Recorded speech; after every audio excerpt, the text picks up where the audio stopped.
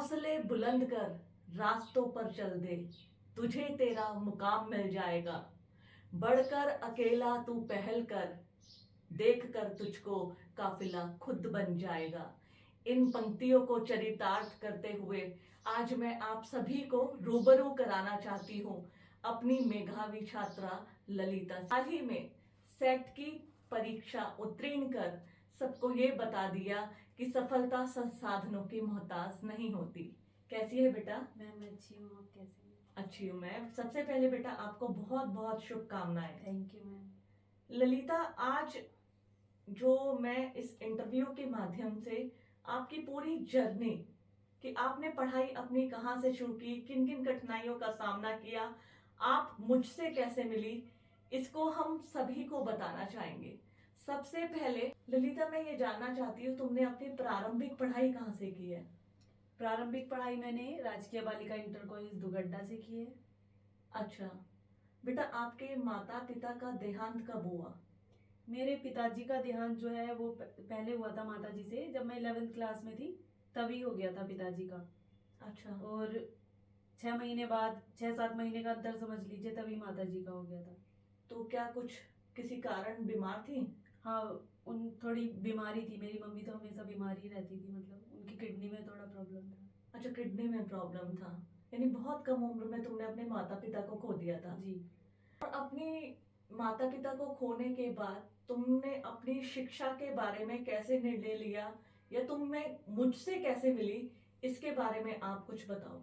क्या है वो 8 साइड से किया है, जिसमें कि मेरे विषय हिंदी, इंग्लिश, समाजशास्त्र, गृह विज्ञान और ड्राइंग और पेंटिंग थे। हम्म। तो मैंने 12th में मतलब 8 साइड से किया है। लेकिन मेरे जो नंबर थे, जब मेरे पापा तो 11th में ही वो एक्सपायर हो गए थे, लेकिन पापा को बड़ा वो था कि बच्चे पढ़ के आगे निकले, तो बस मेरे मन में ये था कि पापा का नाम रोशन करना है थोड़ा सा। तो मैंने 8 साइड से 12th को मतलब टॉप किया। मैंने 8 साइड से मैं टॉपर थी। अच्छा, तुम अपने टॉपर थी। जी। तुम्हें कैसे पता चला? क्योंकि जब रिजल्ट आया तो मुझे पता ही नहीं था कि मैं टॉपर हूँ। मैं तो छुट्टियों में गांव चली गई थी अपने। तो उसके बाद पता चला कि मैम ने किसी के हाथ बोल देती थी कि मैम की ललिता को बुलाना। तो उसके बाद मुझे बुलाया वहाँ पे, तो एक लंच बॉक्स दिया स्टील का।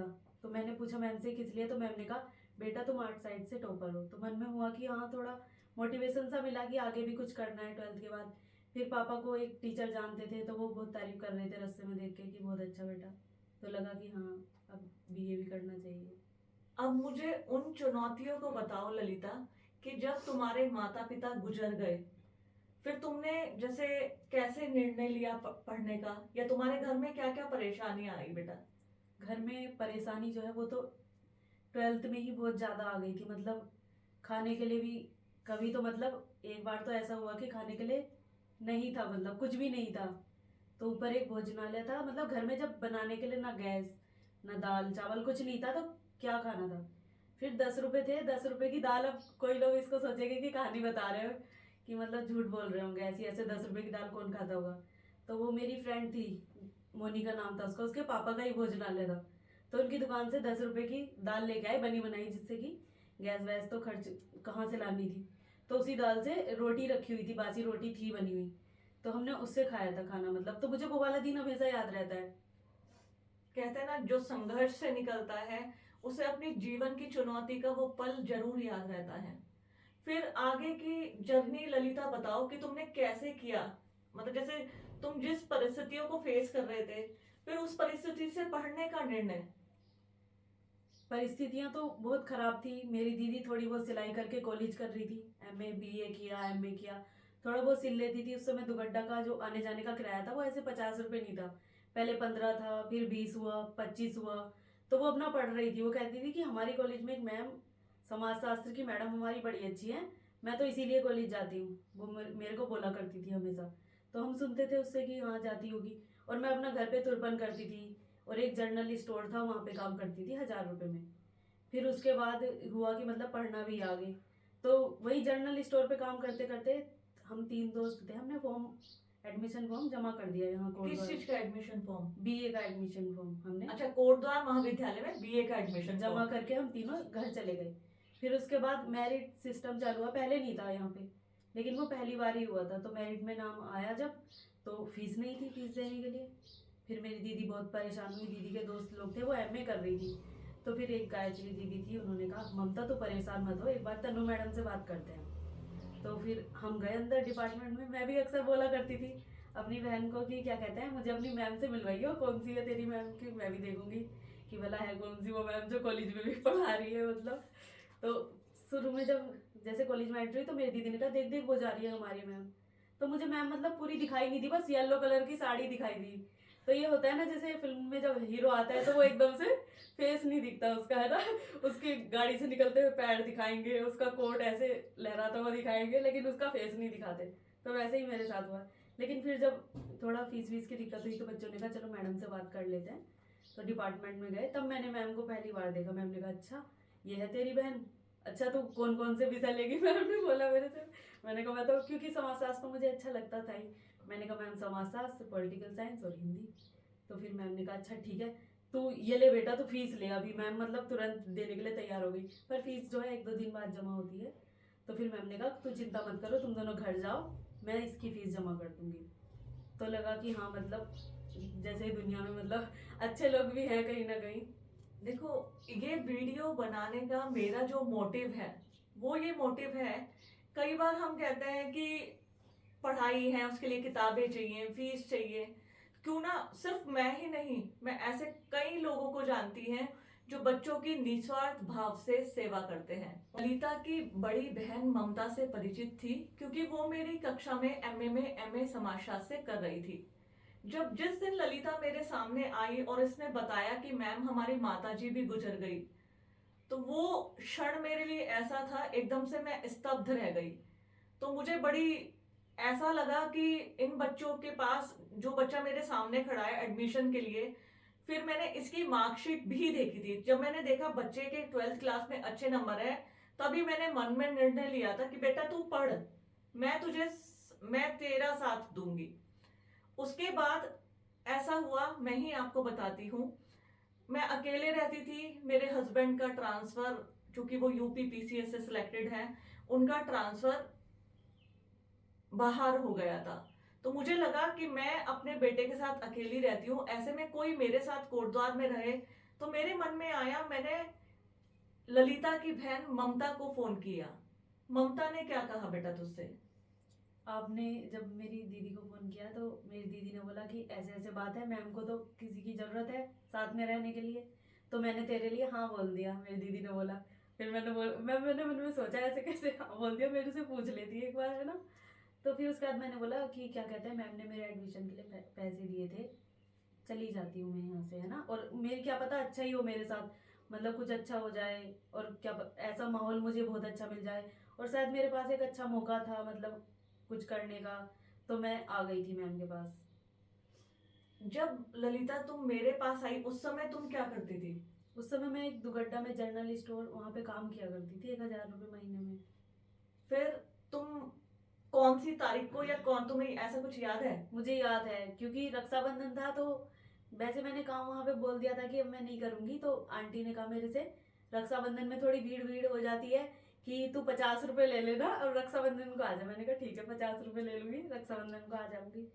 तो फिर मैंने रक्षाबंधन को, फिर मैम से भी बात हुई थी मेरी। मैम ने कहा बेटा तू कब आएगी, तो मैंने कहा मैम ऐसा है, मेरे को तो आंटी ने बुला रखा है कि तू रक्षाबंधन कर दे, भीड़ होती है बहुत ज़्यादा, उसके बाद मैं आ जाऊँगी। तो रक्षाबंधन के अगले दिन 18 अगस्त की सुबह मैं आ गई थी। सन याद है कौन से सन में? 2016। 2016 में 18 अगस्त 2016 को ललिता मेरे पास कोटद्वार आ गई थी। ललिता, अब उस आगे की यात्रा को बताओ कि फिर तुमने आगे किन क्या क्या फेस किया, क्या क्या पढ़ी, कैसे किया, अपनी जर्नी को बताओ।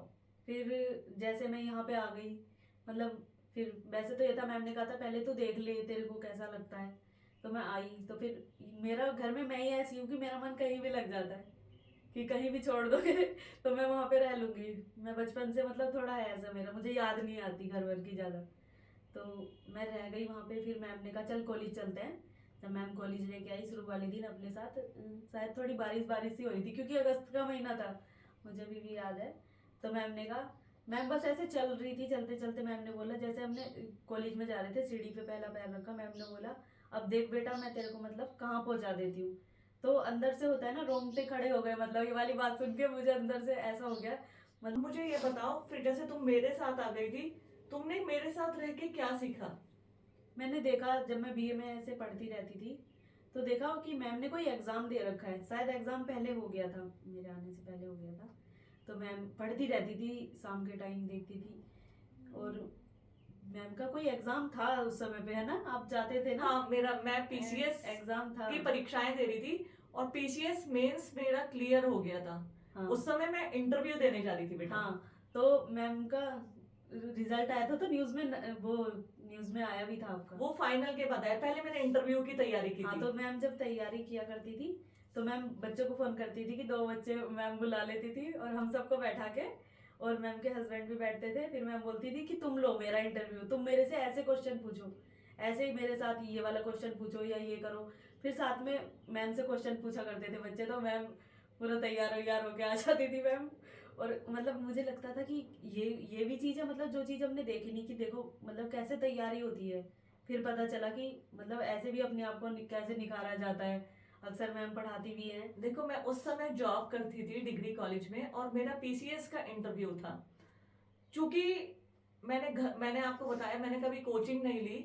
जब मेरा इंटरव्यू था, तो मैं आप सबसे ये शेयर जरूर करूंगी। मैं क्या करती थी, मैं अपने घर पे इंटरव्यू बोर्ड बना लेती थी। एक मेरे हस्बैंड बैठते थे, ललिता, और मेरे स्टूडेंट जैसे रोहित, शिवानी, ये सब घर आ जाते थे। तो पूरी मैं प्रैक्टिस की, मैं इंटरव्यू के रूम में जा रही हूँ और वो सब लोग चारों तरफ से मुझसे ऐसे ही क्वेश्चन पूछते थे। कहते हैं ना, माहौल का बहुत बड़ा फर्क हमारे चरित्र निर्माण में पड़ता है। शायद ललिता ने उस माहौल को मेरे घर पे देखा। और फिर ललिता, उसके आगे की बात बताओ, जब मेरा रिजल्ट आ गया। जब रिजल्ट आ गया तो मतलब बहुत अच्छा लगा था हम सबको। फिर मुझे एक डर लगने लगा अंदर से कि रिजल्ट आ गया, मैम का पीसीएस में हो गया, अब मैम यहाँ से जो है चली जाएंगी, या फिर हाँ, मुझे बोलेंगी कि तू चली जा, मैं जा रही हूँ, मतलब कुछ वो ऐसा। बात मुझे याद है आज तक। जब मेरा पीसीएस का रिजल्ट आया और मैंने निर्णय लिया कि मैं ज्वाइन करूंगी, तो मैं कुछ दिनों से ललिता को नोटिस करने लगी, ये बहुत दुखी रहने लगी। तो एक दिन मैंने इसको बिठा के पूछा कि बेटा, तुम इतनी परेशान या दुखी क्यों हो? तब इसने मुझे बताया था कि मुझे ये डर है कि अब आप मुझे दुगड्डा वापस भेज दोगी और आप पीसीएस में चली जाओगी। तब मैं इसको अपने साथ, फिर मैम हमें ले गई अपने साथ देहरादून थी मैम की पहली पोस्टिंग, तो हम देहरादून भी रहे। फिर होता है ट्रांसफर हो जाता है, जैसे नई ज्वाइनिंग होती है ना, हाँ, ऐसा शायद। तो फिर मैम का ट्रांसफर हो गया बागेश्वर, फिर हम बागेश्वर रहे। और वहाँ पे भी आयुष कंपटीशन क्लासेस है, मैम ने मेरा वहाँ पे एडमिशन कराया। हाँ, आयुष कंपटीशन बिल्कुल, जिसे कहते हैं ना, जर्नी स्टेप बाय स्टेप याद आती चली जाती है। जिस समय मैं बागेश्वर में जिला सूचना अधिकारी बनकर गई, ललिता मेरे साथ ही गई थी। मैंने इस बच्चे के हुनर को देखा और मैंने कहा, इसे मैं बीच में अब छोड़ूंगी नहीं। तो मैंने वहां मेरे जिला सूचना कार्यालय के सामने एक बहुत ही प्रतिभावान एक पंकज कांडपाल थे। उनकी आयुष कंपटीशन क्लासेस थी, वो बच्चों को प्रतियोगी परीक्षाओं की तैयारी कराते थे। उन्होंने, जैसे संडे के समय, वो भी मुझे अपने कंपटीशन क्लासेस में बुलाते थे कि जिससे बच्चों को मोटिवेशन मिल सके। जब मैंने वहां माहौल अच्छा देखा, तो मैंने ललिता को वहां पढ़ने भेजा था। और यकीन मानिए, जब आप अच्छे होते हैं तो जग अच्छा होता है। आयुष जो कांडपाल जी थे, उन्होंने ललिता की कोई फीस, जबकि मैं उनसे कहती रह गई सर फीस ले लीजिए, उन्होंने कोई फीस नहीं ली थी। ललिता कुछ दिन, मेरे ख्याल से 1 से 2 महीने वहां पर पढ़ी थी। और उसके बाद आपने शायद एक बार बच्चों को पढ़ाने गए थे आप वहाँ पे कि निबंध, क्योंकि मैम की ऐसे राइटिंग और जो कुछ आप जो लिखते हो, लिखने में बहुत अच्छी मैम मैम की वो है। तो मैम बच्चों को वहाँ पे बताने गई कि मतलब कैसे पीसीएस का अपने सफर के बारे में। तो उसके बाद मैम का जब न्यूज़ में निकला, तो मैम को इधर के बच्चों के फोन आने लगे कि क्या कहते हैं मैडम, आप वापस आ जाओ यहाँ पे, हमें पढ़ाओ आप यहाँ पे आके आप। तो फिर शायद मैम का भी बच्चों के प्रति थोड़ा लगाव था, तो मैम को भी पढ़ाने का शौक था। फिर हाँ, मैम हाँ बिल्कुल बेटा। हाँ वो क्षण मुझे भी याद आता है कि जिस समय बच्चों के मुझे कॉल आए कि मैम आप कितने अच्छे से तैयारी कराते थे, शायद आप यहाँ पर वापस आ जाओ। तो वो ही क्षण ऐसा भावुक क्षण था। ललिता उस क्षण की गवाह है, क्योंकि ललिता उस समय मेरे साथ बागेश्वरी थी। तो मैंने इन सबको देखते हुए ये निर्णय लिया कि नहीं, मैं अपनी जॉब में वापस जाऊंगी, क्योंकि मैं मीटिंग में बैठी रहती थी तो मेरा दिमाग लगा रहता था, मेरे बच्चों के एग्जाम चल रहे हैं, उनके फॉर्म्स निकले हैं, इस बार नेट की तैयारी किसने कराई होगी। इन सब चीजों ने मुझे वापस लाने पर मजबूर कर दिया और मैं वापस उच्च शिक्षा में आ गई। उसके बाद ललिता, उसके बाद जब वापस उच्च शिक्षा में आ गए तो मेरा यहाँ पे एमए में एडमिशन आपने एमए में एडमिशन कराया। कराया। और फिर उसके बाद जो है मैंने एमए भी कोविड, पहले तो एमए अच्छा हुआ और मैं अपने फर्स्ट सेम और लास्ट सेम की टॉपर हूँ मैम की वजह से ही।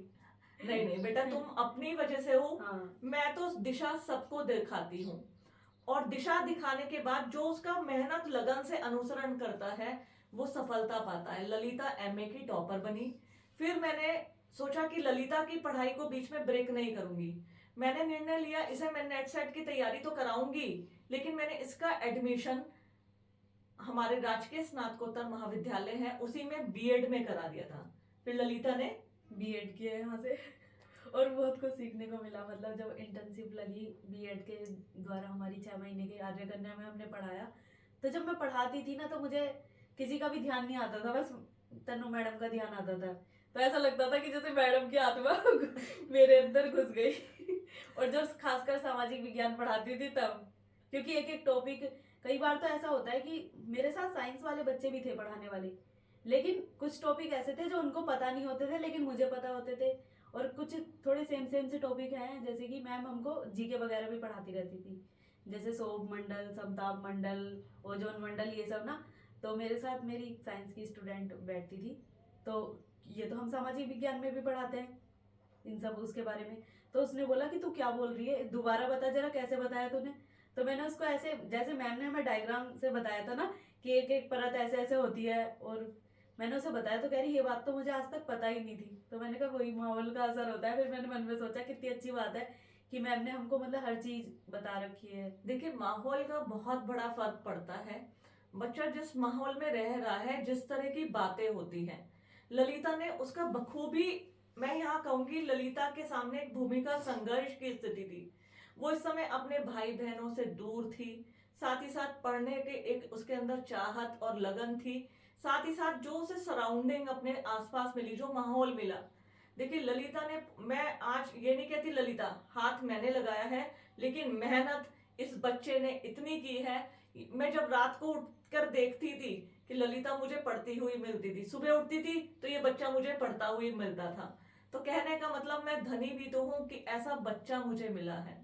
और फिर जब ललिता ने बीएड पास किया तो मैं आज अपने बीएड के गुरुजन, जिसमें Swati Negi madam, Amit Jaiswal sir, Ramesh Chauhan sir, Bahuguna sir और हितेंद्र बिश्नोई सर, सुषमा थलेड़ी मैम, सब बहुत अच्छे थे। कहते हैं ना, गुरुजनों का बच्चे के ऊपर आशीर्वाद।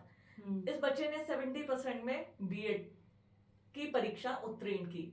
फिर मैंने इसको बोला कि बेटा अपनी ये जो जर्नी है इसे निर्बाध चलाते रहो, बीच में ब्रेकअप करोगे तो कई बार क्या होता है, हम ट्रैक पे से उतर जाते हैं। ललिता ने उस बात को माना। फिर इसने अपनी नेट और सेट की परीक्षा को की तैयारी को प्राथमिकता दी, और एक दिन ऐसा आया कि परीक्षा उत्तीर्ण की। और सेट की परीक्षा क्या, जो भी जितनी भी परीक्षाएं मैंने उत्तीर्ण की है, पहले तो हमें पता भी नहीं था कि कैसे पढ़ना है। फिर मैम जब सिलेबस देखती थी, सिलेबस के हिसाब से मुझे क्वेश्चन बताती की थी कि मैं बेटा ऐसे क्वेश्चन बना, इनको पूरे लंबे के लंबे आंसर जो होते थे पूरा पढ़ डाल, चाहे छोटा आंसर आए चाहे बड़ा आए, तो इसमें से निकल जाएगा वो जो होगा। फिर चाहे मैंने बीएड किया हो, बीएड में भी मैम मुझे बोलती थी, हाँ मैं आर्य कन्या में पढ़ाती थी, लेकिन मैं खाली टाइम पे मैंने अपने बीएड के नोट्स बना लिए थे पूरे।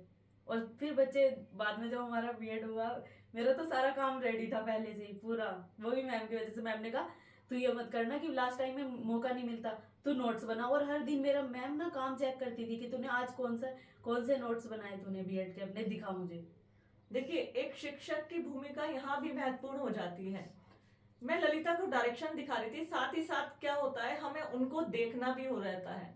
इस लेवल पे आकर हम ये भूल जाते हैं कि हम स्टूडेंट हमारा क्या कर रहा है। मैंने एक बच्चे की तरह मैंने इसको सिखाया जरूर, लेकिन साथ के साथ मैं रोज टैली करती थी कि आज ये कहीं अपने पथ से भटक तो नहीं रही है।